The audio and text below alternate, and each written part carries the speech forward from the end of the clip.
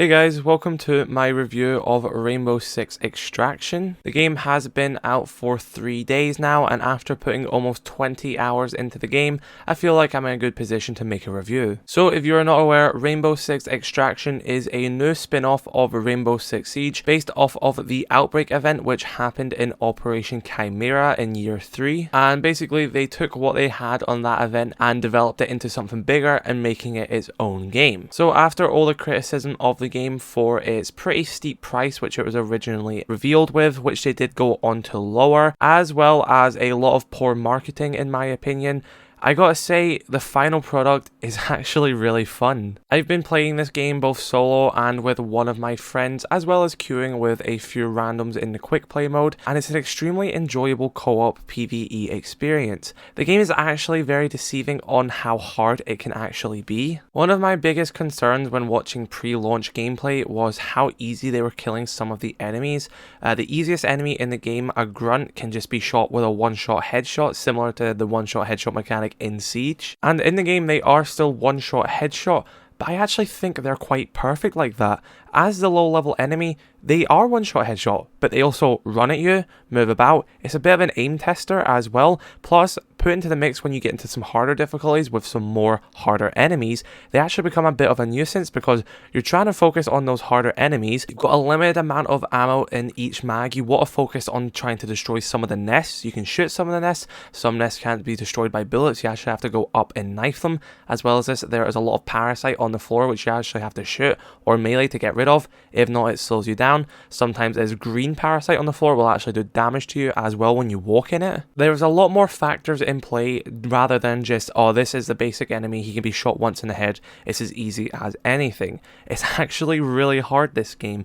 Once you actually realize how the health system works in this and how useful gadgets actually are, you get to actually really appreciate what this game is going for, and what it does go for, I think it achieves very well. Don't go into this game thinking that you're going to get a Back 4 Blood COD Zombies horde based experience. I love myself some COD Zombies, but it's really easy the moment you get hit just to run away. The game automatically heals you over time, and then you pull out a ray gun or a thunder gun and you just obliterate all the zombies around you.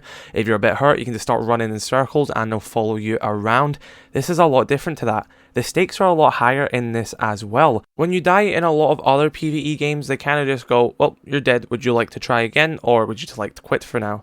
When you die in this, that operator actually goes MIA, meaning that you cannot play with them at all until you go and save them again. So it does add a really cool aspect of the game that, oh, I tried to reach the final zone as his operator, I actually died, went MIA, now I have to go pick another operator, maybe bring some friends in and try and go save that operator, but you still run the risk of also potentially losing that operator as well. If you fail to save your previous operator, then you've got 2 operators MIA and you'll have to try and save them as well.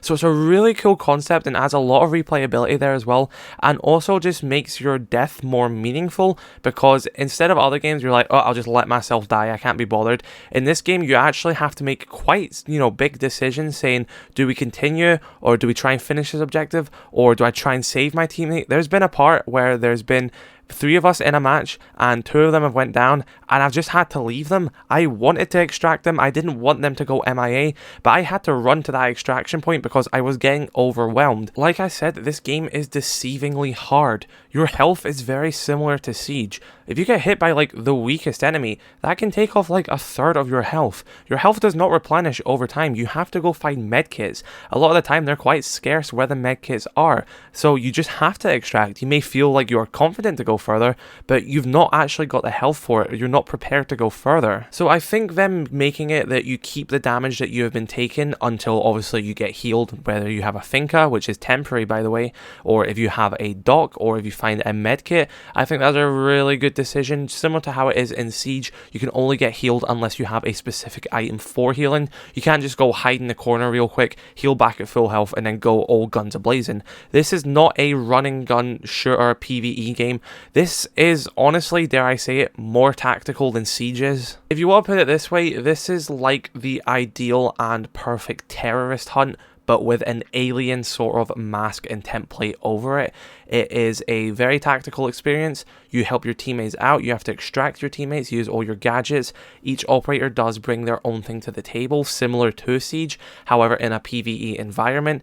It's just more the fact that this is in the setting of an alien parasite invading Earth, rather than you are a secret team going against a military or terrorist organization. And I feel like that's where sort of an issue of genre has kind of affected this game as well. When you're looking at the marketing for this, the things you think of are obviously zombie, alien, parasite. So then you're thinking of COD Zombies, you're thinking of, Back 4 Blood, Left 4 Dead. Whereas this game is more similar to Spec Ops with, objective-based modes with co-op online friends, which is, like I'm saying, why I thought there was kind of maybe an issue with making this the sort of Outbreak and alien themed genre. I personally don't mind it. I think it's really cool. I like that whole side of this new Rainbow Six universe. I think it's pretty cool. But there is the issue there where if this game was actually, wasn't alien parasites and it was actually terrorists and, it was an online co-op Spec Ops sort of game against terrorists, that would probably have attracted a lot more people because they would have had such an easier understanding of what this game is trying to be. If it was on the marketing that it was, oh, you're a team of 3, there's terrorists, you've got all these gadgets, go on, everyone would know that, okay, it's going to be a slow-paced tactical game. But when it's advertised with aliens and, these zombie-looking things, people are then obviously going to think, okay, maybe it's going to be a run-and-gun horde-based thing. So I do like the whole alien parasite thing. I think it's cool, but it definitely actually has hurt this game when you're trying to get like the general gaming population to actually understand what game you are releasing. So yeah, it is very tactical and gadget based, and that's one of the beauties of the Rainbow Six games now, is that you've got this diverse cast of operators with all these different gadgets, and they feel meaningful in this game. Sledge brings something to the table. He brings a sledgehammer. He can break through the soft walls. When you upgrade him, he can even go up to the smashers and kind of knock them back a bit, then go for a melee attack. You've got other operators like Alibi. She brings her decoys. Once you throw them, the enemies start attacking it, similar to maybe like a monkey bomb from COD Zombies, but the more you can upgrade her as well, she starts putting them on drones and she can drive her decoys about. So they've taken the concept of operator gadgets from Siege and expanded on them on a way that you can't really do with Siege, and I think that's also a reason why they actually made this a standalone game rather than a DLC in Siege, is because I think they have high aspirations of what they could have done. I think they've done them well, and I'm actually interested to see on where they build upon from here. Operator loadouts are pretty interesting as well. Each operator has their default primary weapons from Siege, but as well as a mixture as ones from their CTU. For example, operators such as Lion have access to the F2, Rook can use Lion's Vector, Smoke can use the L85A2, which is the primary AR which Sledge tends to use, Ella can use her Scorpion shotgun, but as well as Zophia's LMG and her main assault rifle. So it is really nice to see the sort of twist they've put on both the operator gadgets and loadouts. It is really interesting to see how these operators work outside of Siege. It is great for lore building in that sense, as you actually get to see these people work as a team together. You get to see how Lion works with Smoke, a defender and attacker, never really see how their gadgets work together, but now you get to see all these operators and their synergies between them of how their gadgets work. Even though those gadgets were originally, designed to be against each other, it shows how they actually both work as well when they're put together against a common enemy. I guess I should mention as well, cosmetics in this game are pretty great. I've shown a few of them off on the channel already, but they are pretty interesting, and I'm just, interested to see where they take them as well. Of course, cosmetics don't transfer over to Siege or anything, which is kind of disappointing in my opinion, but I understand why. But yeah, I thought I should have just mentioned that. Story-wise, I guess this game isn't really a main campaign. It has a few cutscenes when you unlock new locations, which is pretty cool. But if you're looking for a, Rainbow Six with a full cinematic story and missions based around that, this isn't really that. It has got some story to it, but for the most part, it's more of just a co-op experience rather than a single-player campaign, which is quite disappointing in a way. So it does leave me, to desire a Rainbow Six campaign in the future, whether that be an addition on Siege or another standalone game. Hopefully, if it is another standalone game, though, they learn to market it a lot better than they did this game. But there is still lore and character building present in this game. If you look at some of the operator bios, all of them have new bios compared to Siege in this. It talks about Pulse and Hibana actually having a daughter together, which matches up with Siege lore where they were dating. You know, there's a lot of hints of that as well. There was Easter eggs on some maps where I think if you destroyed a piano, there was a hidden photo behind it of both Pulse and Hibana. They were also in the Siege Invitational trailer, the CGI trailer. He actually like refused to shoot her at one point, obviously because he had feelings for her. So it's been conveyed in that as well, and if this game is set in the future, which it's said to be, it's quite cool that they've kept that going and they've actually started a family together. So little stuff like that is nice to see. I guess the final point I want to talk about here is sort of end game content. The operator grind and leveling them up is extremely enjoyable, but I wonder how fun it's going to be once I've got every operator to level 10 and I've also 100% complete each section. There is other modes. There's wall to wall, which is a weekly changing mode depending on the map, and it's sort of kind of like a little horde rush once you do a certain objective, and you then have to run to the next subzone whilst there's an infinite wave of respawning enemies until you get there. So that's quite cool. You've also got the Maelstrom Protocol, I believe it's called. I might have pronounced that wrong, which is kind of like a ranked mode, and it's kind of like how many subzones can you go before you die, and you know, it's all in just in one gameplay session, and there's different ranks for it, and depending on the rank you get a headgear for it. So that is quite cool as well. So that is some, you know, end game content once you've completed a lot of the main thing, once you've upgraded a lot of your operators as well. You do have them to play, and there will be, I believe, weekly rewards with them. Maybe, I'm not 100% sure on that. That's quite cool. I have read that there is some more game modes coming, so that is also fun to hear as well. But this game has the groundworks of a really solid PVE game, and hopefully they keep it up with more free updates. I'm hoping we get some more locations, maybe even port over some Siege locations. That could be so cool. Could you imagine it being like, oh, there's an outbreak at Cafe Dostoevsky, so you actually explore a lot more of Cafe that you can actually do it in Siege, as well as just adding more operators into the game. I'm not a dev, I'm not saying it's pure easy just to make an operator like that on the spot, but a lot of the groundwork of a lot of operators are already made. You can bring in some more Siege operators, bring in operators like Cade, for example. You've obviously already got the player model for him, you've already got the weapons. His AUG is actually already in the game because Nomad can use it, so you've got a lot of his weapons already available.